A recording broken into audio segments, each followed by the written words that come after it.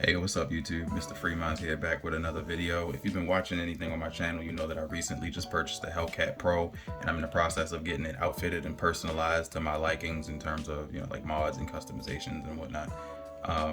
But I wanted to take a minute to go back and readdress, my very first gun, because I feel like everybody has their first gun story. And I look at your first gun the same way I would look at your first anything, your first, relationship, your first car, your first house, your first any of these things, because it's like no matter how you may feel about it today, you won't forget that it existed and that it had a role in your life at some point. That's why, you know, uh, any type of password protected accounts or anything, they always ask you, what was your first this? What was your, all of these things, because you never forget, no matter how you feel about it.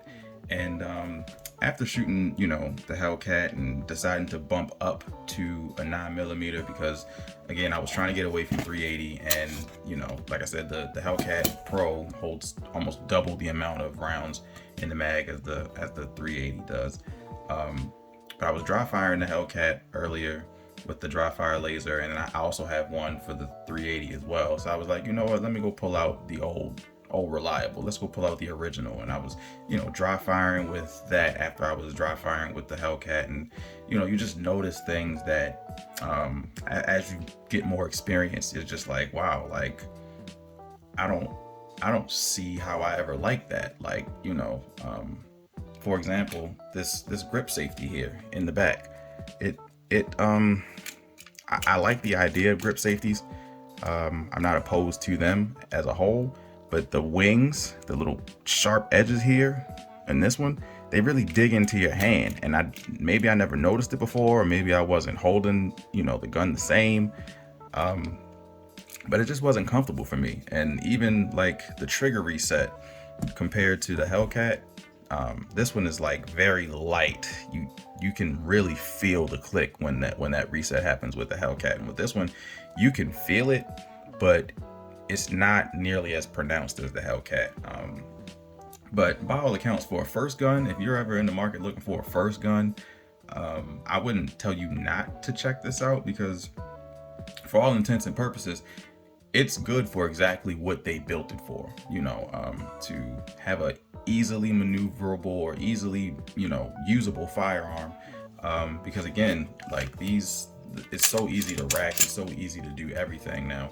Smith Wesson, I believe, uses these serrations on pretty much all of their guns, and I always like the serrations because they're really deep, and they flare out a little bit the further you go back, and it's really easy to get a grip on it.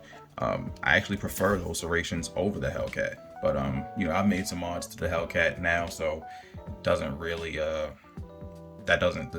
serrations on the Hellcat aren't a problem anymore.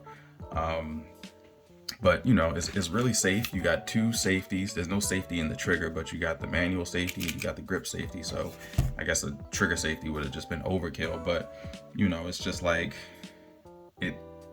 After you move on, it's just like I said. You said like, man, what did I see in you? Like, what made me make that decision? And I don't hate this gun. It just doesn't serve me anymore. And like I said, you can move on, and you get a new shorty and you realize that the old shorty doesn't do half of the stuff as the new shorty, and you realize why you moved on. But I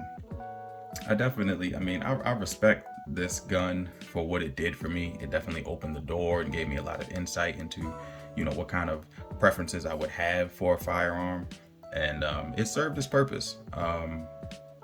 At this point, I think I'm just gonna let it ride off into the sunset. I probably won't use it. I'm pretty sure I would never carry it, but I haven't gotten into the point where I'm like selling guns, because I don't even have that many to begin with. But I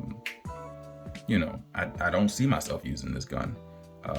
But again, like I said, if I got it in a 9 caliber, I might have postponed getting the Hellcat.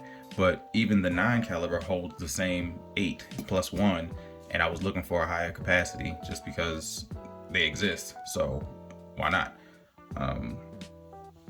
But yeah, this was just a light little quick lighthearted video, just going back, because I'm not about to trash the gun, because again, like I said, it's it's a good first gun. If you're on the market for a very first gun, I would most definitely recommend checking these out. But yeah, if anybody else has any, first gun stories that they'd like to share, and how you progressed and how you might feel about it now, whether or not you still have it, go ahead and put it in the comments. This one was, just a little lighthearted look back at, the original of, our, I guess, firearm ownership journeys. So yeah, like, share, comment, subscribe, all of that. Till then, y'all be